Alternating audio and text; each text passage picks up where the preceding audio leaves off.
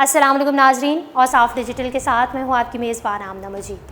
पाकिस्तानी सियासतदानों के रिश्तेदारों की शर्मनाक हरकत। तहरीक इंसाफ के रहनुमा परवेज़ खटक के करीबी रिश्तेदार शख्स इस्लामाबाद की मारूफ इमारत में ख़वातीन के साथ क्या शर्मनाक हरकत करते पाए गए। सोशल मीडिया पर वीडियो ने तूफ़ान बर्पा कर दिया।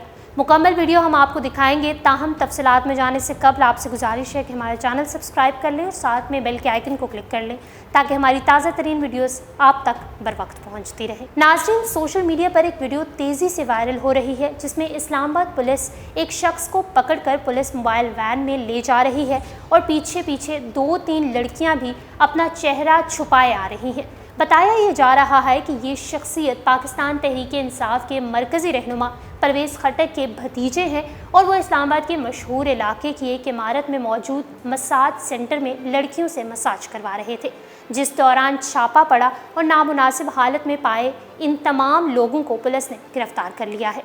वीडियो में देखा जा सकता है कि मसाज सेंटर की लड़कियां मास्क से अपना मुंह छुपाए हुए हैं और पहले पुलिस वाले इन साहब और फिर पीछे पीछे तमाम लड़कियों को पुलिस मोबाइल वैन में डाल रहे हैं। नाज़रीन, इस्लामाबाद में हमें ऐसी वीडियोस का वायरल होना कोई पहली बार नहीं बल्कि पहले भी कई बार इस्लामाबाद के मुख्तलिफ इलाकों में मौजूद मसाज सेंटर्स पर छापों के दौरान ख़वातीन और मर्द हज़रात को नामुनासिब हालत में गिरफ्तार किया जा चुका है।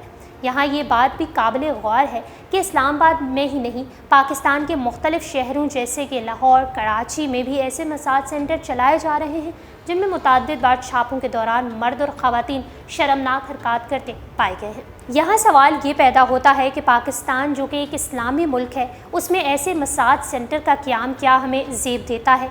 क्या इखलाक से आरी चीज़ें मुमलिकत खुदादाद इस्लामी जमहूरिया पाकिस्तान में होनी चाहिए? अपना जवाब हमें कमेंट सेक्शन में ज़रूर बताइएगा। और साफ डिजिटल से फिल वक्त इतना ही। मज़ीद अपडेट रहने के लिए हमारे चैनल सब्सक्राइब करें और डेली और साफ को इंस्टाग्राम पर फॉलो करने के लिए डिस्क्रिप्शन में दिए गए लिंक पर क्लिक करिए।